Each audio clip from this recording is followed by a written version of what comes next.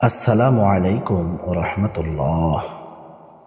দর্শক শ্রোতা, আপনারা অবশ্যই আমার ভিডিওর থাম্বনেল এবং টাইটেল দেখে বুঝতে পেরেছেন আমি আপনাদেরকে আজকে কি শেখাবো বা কি বলবো। সম্মানিত দর্শক শ্রোতা, তার আগে আমি আপনাদেরকে একটা প্রশ্ন করতে চাই।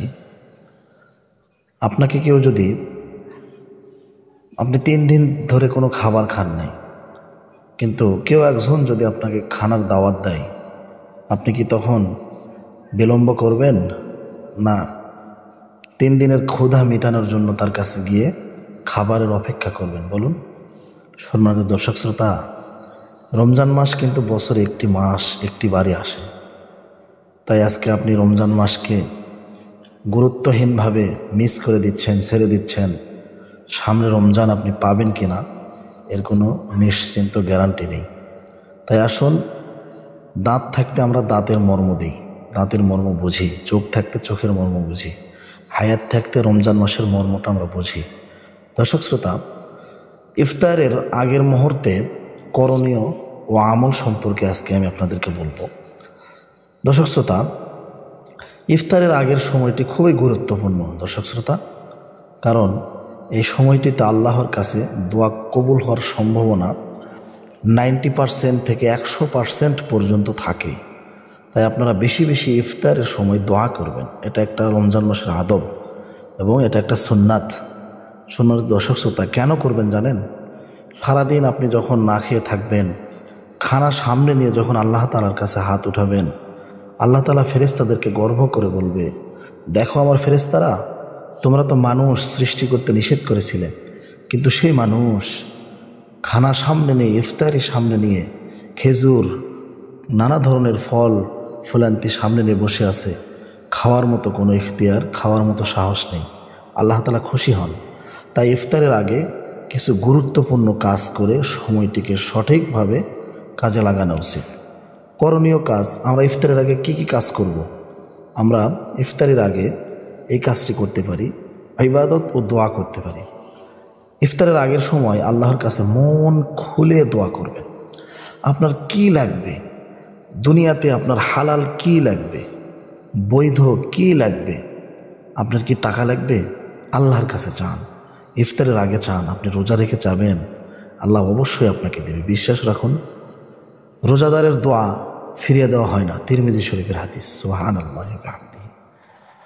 ইস্তেগফার পড়ুন। দর্শক শ্রোতা, আমরা ইফতারির আগে অনেকে আছি টিভিতে সময় দেখে আজান শোনার চেষ্টা করি। আল্লাহ রসুল বলেছেন, ইফতারের সময় হওয়ার সঙ্গে সঙ্গে তোমার ইফতার করে নাও, আজানের অপেক্ষা করতে হবে না। এই জন্য বসে বসে খানা সামনে নিয়ে ইস্তেগফার পড়বেন। ইস্তেগফার এমন একটা শব্দ, এমন একটি বাক্য যা অতীতের গুনাহ মাফ করে। ইস্তেগফার যারা পড়ে, যারা বলবে আস্তাগফিরুল্লাহ আস্তাগফিরুল্লাহ, তাদের গুনাহ বৃষ্টির মতো ঝরে পড়বে। সুবহানাল্লাহ। তারপরে কি করবেন? কোরআন তেলাওয়াত করুন।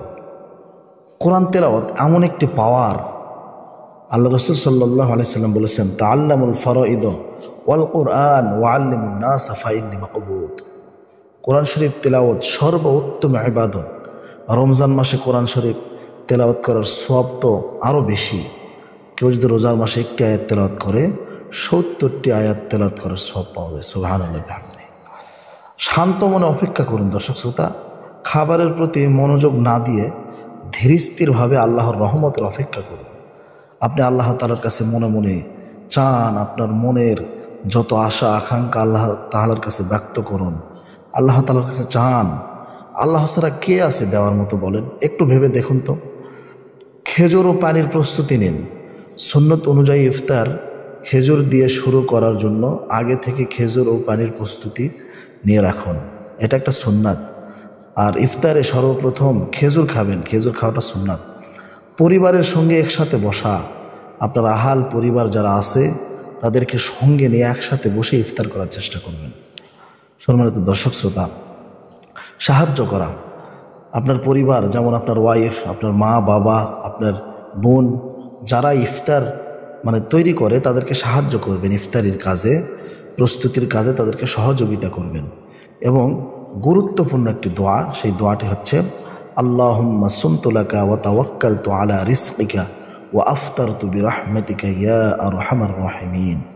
সম্মানিত দর্শক শ্রোতা, এই দোয়াটি আমরা পড়লাম, দোয়াটির অর্থ কি জানেন? হে আল্লাহ, তোমার ওই জন্য আমি রোজা রেখেছি এবং তোমার ওই দেওয়া রিজিক দ্বারা ইফতার করিতেছি। সুবহানাল্লাহ।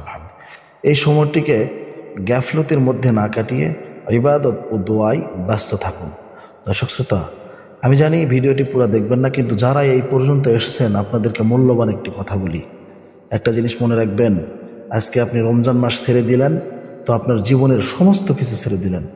রমজানকে প্রাধান্য দিলেন, আপনি সবথেকে উত্তম এবং রমজানে বেশি বেশি দোয়া করবেন যে আল্লাহ আমার মৃত্যুটা যেন রমজান মাসে হয়।